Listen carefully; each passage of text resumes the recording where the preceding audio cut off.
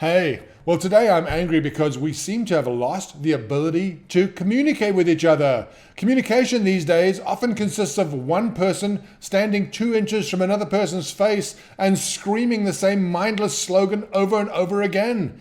And I'm not pointing my finger at only liberals or conservatives, I'm pointing it at both. So let's talk about why I'm angry with the conservatives first of all. Since there seems to be a growing consensus that I am one, let's point out the issues with the conservatives. And my main issue is the fact that, first of all, conservatives are not responding to this emergency that we're facing. That's my main issue with them. Secondly, they have a long history of mouthing platitudes about the deficit, yet continuing to allow it to increase. That's my second big issue with them. And then we come to the fact that even though our current president is a Republican, the Republican Party, frankly, detests him. And for those who can remember back to 2016, there were Republicans who said never Trump. People who supposedly would support their party's nominee. Yet Trump has battled against his own party in addition to the liberals, and I blame the Republicans for not supporting a Republican president, whether you like Trump or not.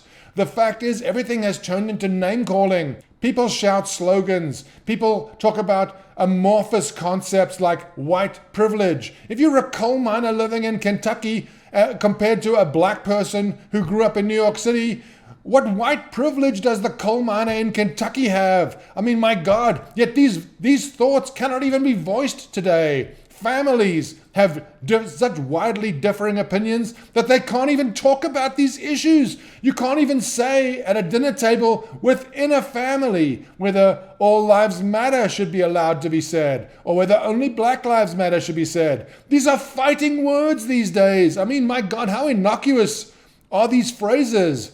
And yet, we are being torn apart. And one wonders if this is purposefully. I mean, we are diverted with thoughts of pro-life for pro-choice, anti-gun, pro-gun, pro-Black Lives Matter, pro-all lives matter. Are these just red herrings to distract us from the ongoing looting that is underway in this country? I mean, why do we keep falling for the bait?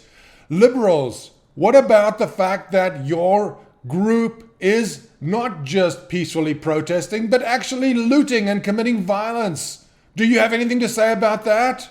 Republicans, what do you have to say about the fact that the law and order group that you champion, the police, that they are out of control? I mean, everybody is to blame in this mess, and we've gotten to the point that we can't even have a conversation anymore. People just shout names at each other. I mean, that passes for political discourse.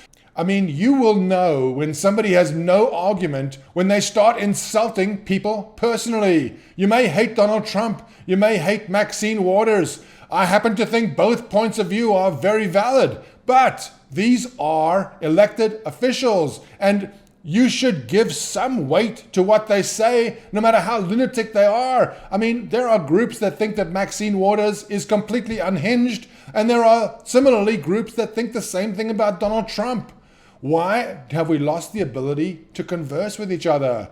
We used to have something called free speech. That is to protect unpopular speech, not popular speech. There's no need to protect popular speech. If you're advocating that soft bunnies should be petted, who's gonna argue with that argument? It's the unpopular speech that should be protected. If somebody advocates, for example, that bunnies are not fit for being pets, but only for being food, to quote Roger and Me, an old Michael Moore movie, I mean, no matter how unpopular a position is, we have the right and should have the ability to voice it. People should consider what other people are saying. Discourse is the essence of democracy, and an educated population is right behind. We have neither today. I mean, it seems incredible, but we are drifting further and further apart. We have outright anarchy in our streets. We have completely incompetent leadership, and I'm putting Republicans and Democrats both in that incompetent leadership boat. So those of you who think I'm pro-Trump or anti-Trump, you're wrong. I'm anti all politicians. I mean, what kind of person wants to be the ruler of a group? Don't you remember back in elementary school who it was who wanted to direct the group? I mean, my God, these are not people to venerate. These are narcissistic, self-aggrandizing politicians. That's what politicians are. They yearn for that. I mean, the only people who are more sick, possibly mentally, than politicians are actors. And when I say actors, I mean and actresses, of course. One wonders where this could possibly end. We need an educated populace, which means that people need to listen. And if you're going to speak, don't speak a mindless chant. Say something worthwhile. And if you're in a group where somebody of your group is mindlessly chanting, subject them to some shame. I mean, this is not discourse. Have you ever had a conversation where somebody just repeats the same sentence to you over and over again? What kind of discourse is that? We need to return to a time when people think for themselves, learn for themselves, have adult conversations with each other. We've lost the ability to communicate with each other. Please, before it's too late, let's wake up.